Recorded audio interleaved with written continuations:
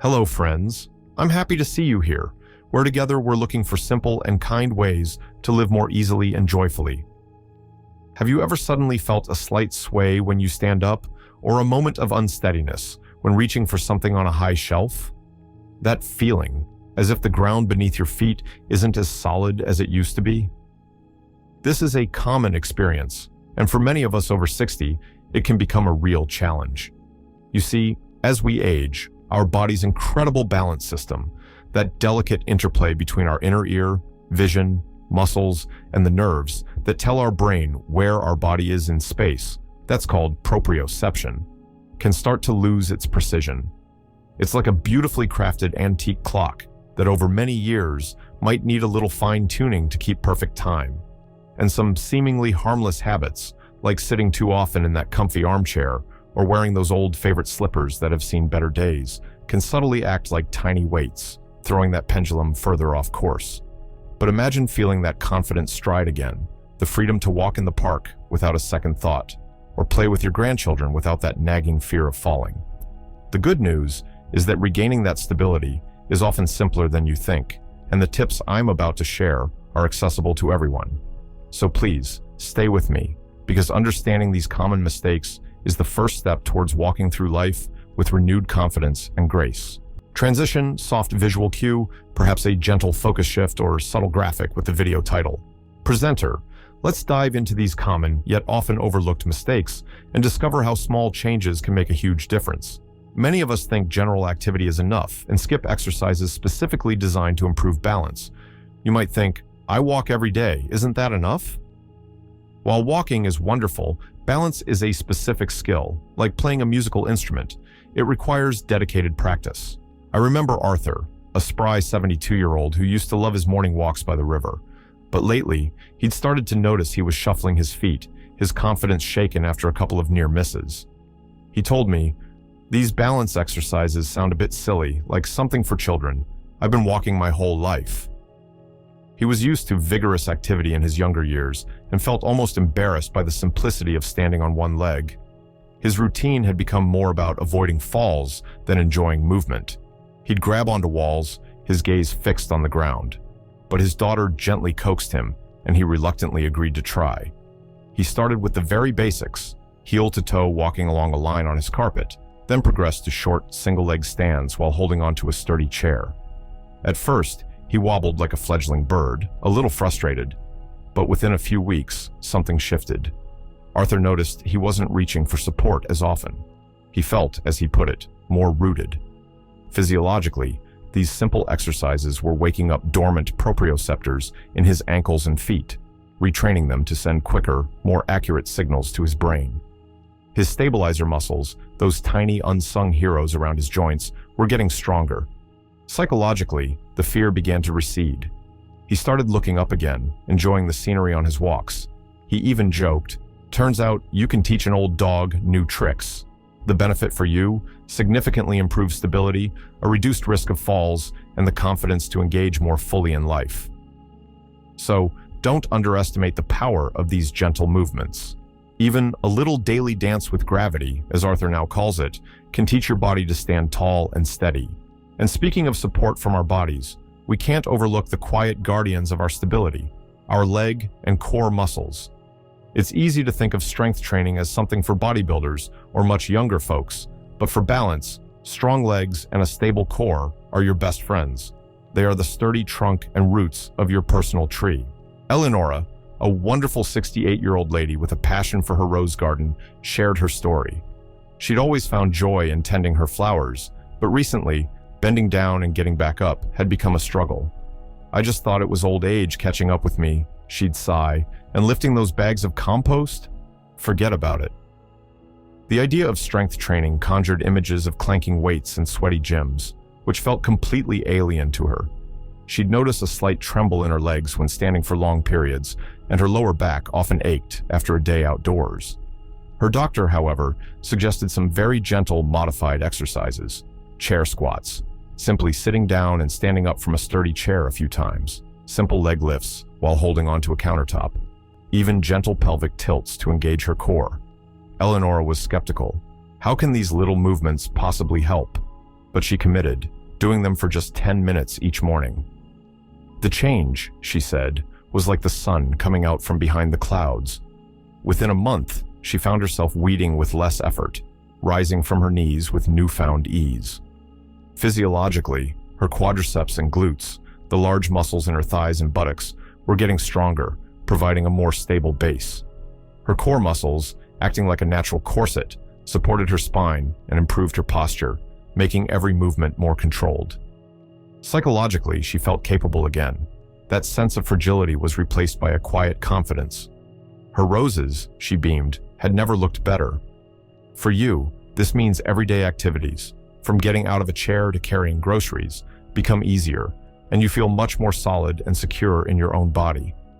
So remember, your muscles are your body's loyal protectors. Give them the attention they deserve, even if it's just a few gentle exercises each day. And just as strong muscles are crucial, so is what our feet are wearing.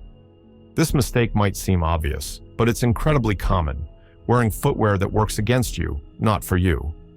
Those beloved, worn-out slippers or stylish but less than practical shoes can be silent culprits in unsteadiness. Think of your shoes as the tires on your car. You wouldn't drive in a storm on bald tires, would you? David, a charming 75-year-old, was devoted to his ancient, soft-soled slippers. They're so comfortable, he'd say, though his wife, Mary, often remarked that he seemed to shuffle more when wearing them. He'd had a few minor stumbles at home, nothing serious, but enough to make Mary worry. He resisted new shoes. They're too stiff, not like my old friends. His old friends, however, offered no support or grip, and their worn soles could easily catch on carpets. One afternoon, reaching for a book, his slipper caught the edge of a rug, and he tripped, thankfully catching himself on the bookshelf. It was a wake-up call.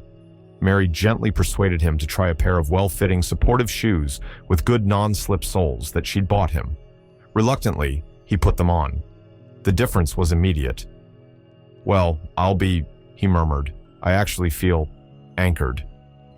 Physiologically, the new shoes provided better feedback from the ground to his feet, improving his proprioception. The firm sole and good ankle support, even in a low-cut shoe, helped stabilize his foot with each step, and the superior grip reduced his risk of slipping. Psychologically, a layer of anxiety he hadn't even fully realized began to lift. He walked with more assurance, not just at home, but when he went out too. For you, choosing the right footwear means a safer home environment and more confident steps wherever you go. So, take a moment to look at what's on your feet. Are they truly supporting your journey? Treat your feet like the foundation of a sturdy house. Choose wisely. Beyond external factors like footwear, it's also vital to remember the internal ones. Our bodies are complex, and sometimes the very medications designed to help one condition can have unintended side effects on another, including our balance. Dizziness, lightheadedness, or drowsiness can be side effects that throw us off kilter. The mistake here is not regularly discussing all our medications and any new symptoms with our doctor. I recall Margaret, a vibrant 70-year-old who had recently started a new blood pressure medication. Shortly after, she began experiencing dizzy spells, especially when she stood up too quickly. "I just thought I was getting older, maybe a bit frail," she told her daughter. She didn't connect it to the new pill. She just started moving more cautiously, her usual spark a little dimmed. Her world felt a bit like a gently swaying boat, and she began to limit her outings, fearing a dizzy spell might lead to a fall. Her daughter, however, remembered the timing and urged Margaret to speak to her doctor. During the consultation, Margaret described her symptoms. The doctor reviewed her medication list and realized the dosage of the new blood pressure drug might be a bit too high for her, causing her pressure to drop too much upon standing. It's like an orchestra. If one instrument is playing too loudly or too softly, it can throw the whole symphony out of tune. The doctor adjusted the dosage. Within a few days, Margaret felt the fog lift. The dizziness vanished. Physiologically, her blood pressure stabilized, ensuring consistent blood flow to her brain. Psychologically, the relief was immense. It wasn't just old age making her dizzy, it was something manageable. The benefit for you is crucial. A clear head, a significantly reduced risk of medication-induced falls, and peace of mind. So please, make it a habit to regularly review your medications with your doctor or pharmacist. especially if you notice any new or worsening symptoms like dizziness. Your doctor is your partner in health. Open communication is key. And just as we monitor what goes into our bodies, we must also monitor how we perceive the world around us. Our eyes are our windows to the world, guiding our every step. As we age, vision changes are natural, but uncorrected vision problems can significantly impair balance.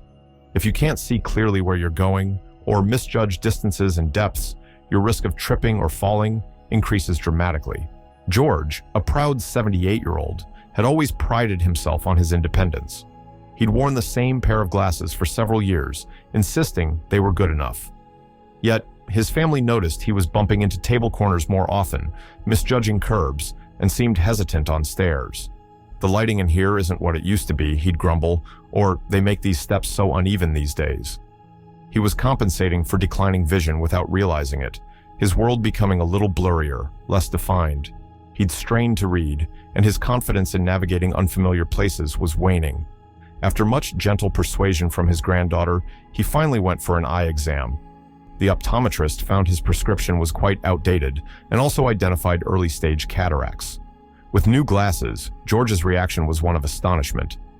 "It's like the world's been switched to high definition," he exclaimed. Suddenly, edges were crisp, colors were vibrant, and distances were clear.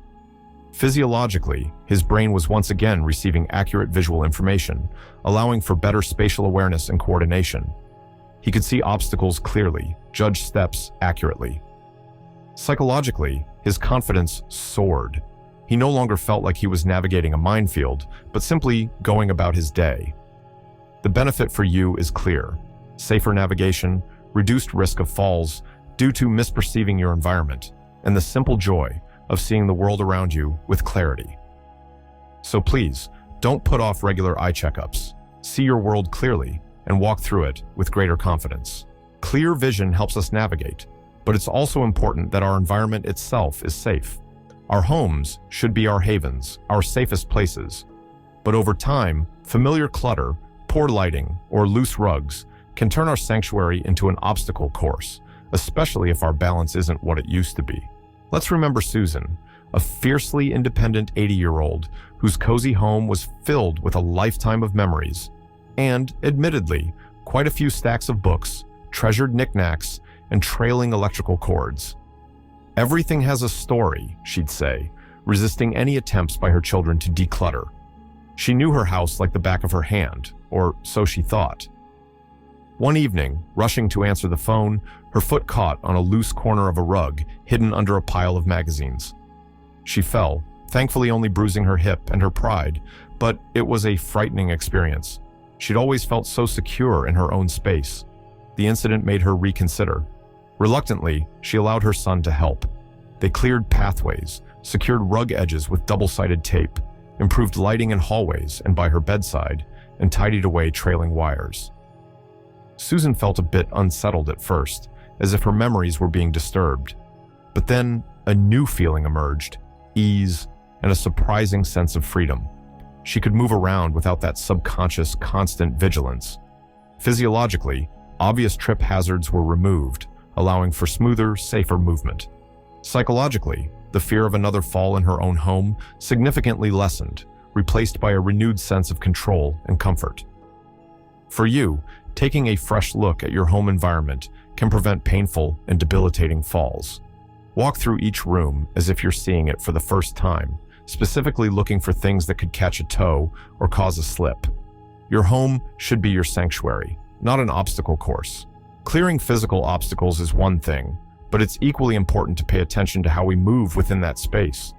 In our busy lives, it's easy to fall into the habit of rushing, hurrying to the door, dashing for the phone, trying to do too many things at once. But when we rush, we're not fully present in our bodies, and that's when missteps happen, especially if our balance reactions are a little slower than they used to be. Bill, a relatively young 65-year-old, was always on the go. "Time is money," he'd often say, even in retirement. He'd juggle talking on the phone while making tea, or take the stairs two at a time like he used to. He'd had a few stumbles, often catching himself at the last second, but he'd brush them off. "Just clumsy today," he'd chuckle, not realizing it was a pattern. His mind was always 3 steps ahead of his feet. It was like trying to read a book while jogging. Something was bound to be missed. After a particularly jarring near miss on the stairs while trying to carry a laundry basket and answer a text, his wife gently said, "Bill dear, what's the hurry?" Her quiet words made him pause. He began to consciously practice slowing down.